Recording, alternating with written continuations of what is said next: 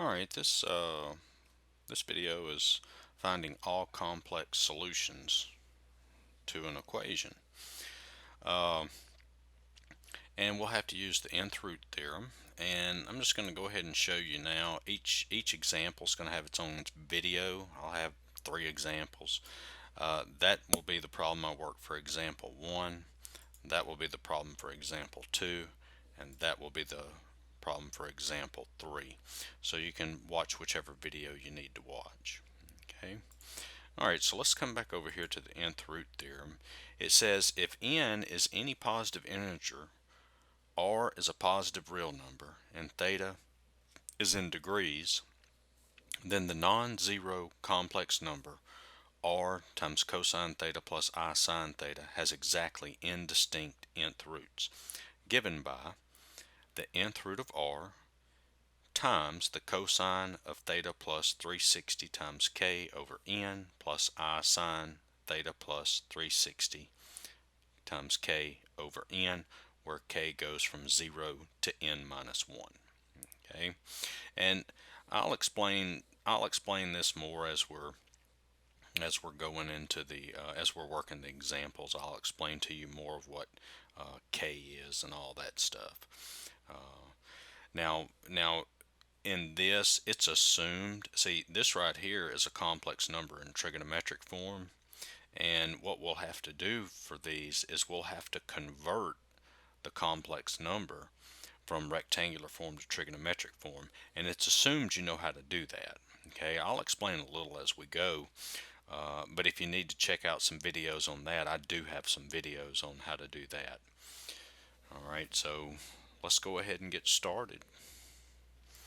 Alright, so here's the third example, and making these videos I realize that all of them are cubed, but it's you do the same thing with all of them. It's just that k is different. Instead of going to 0, 1, 2, you may go to 0, 1, 2, 3, 4.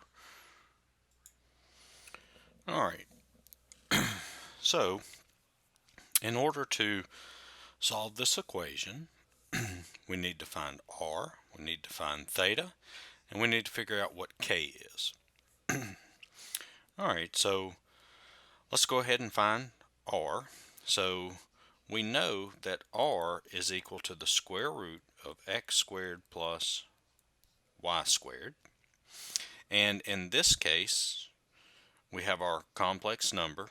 I guess first what we need to do is just move this over, okay, because we need to solve for x cubed. So let's do that before we write down r.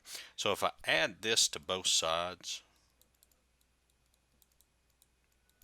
okay,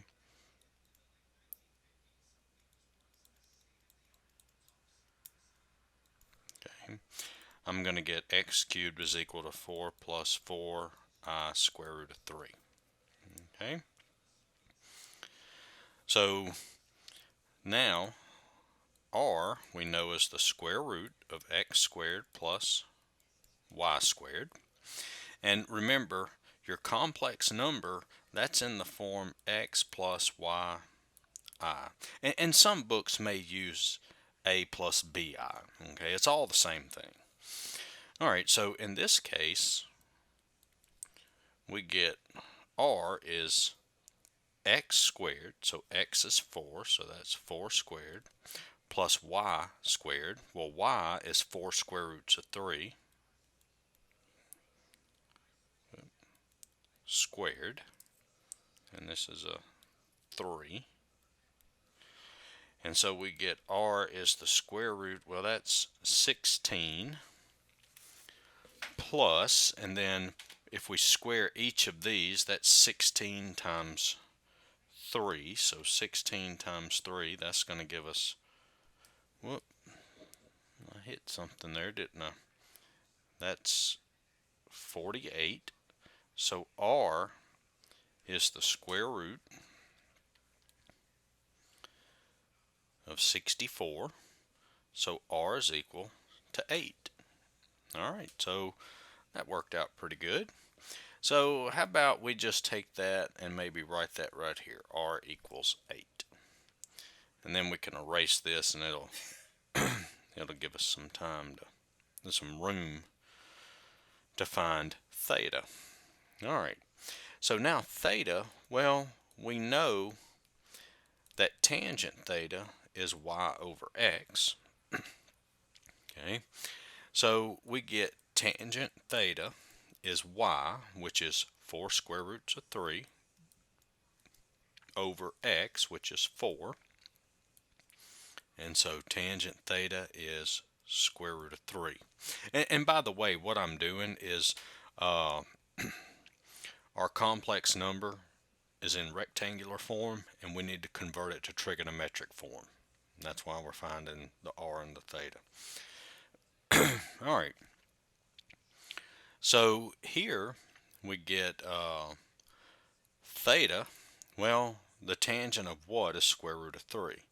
Well, that would be 60 degrees. That's one of the ones you should memorize. So theta is 60 degrees.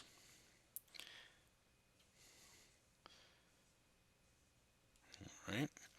And then K is equal to what? That's equal to 0, 1, 2. Okay, so how do I know that? Well, N is 3. And if I plug the 3 into here, 3 minus 1 is 2, so K goes from 0, 1, 2. Okay, so there's K. All right, so now we've got to find our solutions for K equals 0, see, K equals 1, and K equals 2. So what I'm going to do is I'm going to go ahead and I'm going to calculate the nth root of r, which n is 3, r, remember, is 8, and so I get that's 2. And so instead of plugging it in for this, I'm just going to write that as a 2.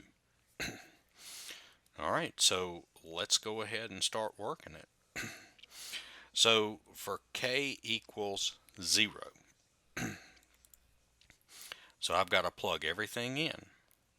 And so I've got this, which is 2, and then I've got times cosine, and then theta is 60, plus 360 times K, okay, K is 0, over N, which N is 3, plus I times sine of 60 plus 360 times 0 over 3. All right, so this is going to give me 2 times, and then I've got 60 plus 0 is 60 divided by 3, so that's going to be cosine of 20 degrees, okay, plus I sine. And then when I do this, I get 20 degrees. Okay. Now, remember, I wrote all this out, cosine, I, sine. But remember, you can write it in a compact form. So there's the 2. And then remember, this can be written in a compact form, which that means the same thing as this. Okay. And from now on, I'll write this in this form just to save some room. Okay. All right, so now when K equals 1, I'm going to get 2, the nth root of r, and then I'll write it in compact form. Move this down, so that's going to be 60 plus, and then 360 times 1 over 3. And so that's going to be 2. And then let's see, that's going to be what? 420 divided by 3, which is 140 degrees. And then for K equals 2, I'm going to get the nth root of r, which is 2, and then write it in the compact form. That's going to be 60 plus 360 times, and in this case, k is 2 over n, which is 3. And so that's 2. And so let's see, I got 60 plus 720, that's going to be 780, and then divide that by 3. That is going to be 260. Okay, so here are our 3 solutions in trigonometric form. But now I'm also going to write them in rectangular form. Now look, I've got separate videos on how to go from trigonometric form to rectangular form. And then you see this when we converted this to trigonometric form. Okay, well, this is rectangular form. I have a video going from rectangular form to trigonometric form. You might want to check those out. Alright, so now what we're going to do, just like we did in the other videos, we're going to write these in rectangular form. So I've got 2, and I'm going to go ahead and write this out because I think it's easier for you to see. So that's going to be cosine 20 plus I sine 20.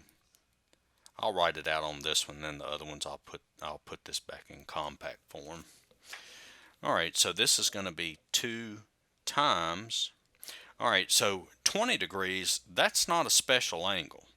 So on this one, we'll just have to plug this into our calculator and make sure your calculator is in degree mode. So we do cosine 20. And I'm going to go ahead and round all these to 2 decimal places. Just round it to how many decimal places your teacher says or the book says or your homework. So this is going to be 0.94 plus, and then the sine of 20, that is 0.34, 0.34 I. And then we'll have to distribute the 2, so 2 times 0.94, that is 1.88 plus, and then 2 times 0.34, that's 0.68 I. Okay, and so now we're going to do 2 times, and I'll write this in compact form. I just wanted to write it out one time so you can see, what's going on. You're just taking the cosine and then the sine. Okay, so now I've got to do the 140. So that's 2 times. So just like up here, I got to do the cosine of 140. So cosine 140, that is negative 0.77. And then the sine of 140, that is 0.64. So plus 0.64 I. And then we distribute the 2 times negative 0.77. That is negative 1.54 plus, and then 2 times 0.64. That is 1.28 I.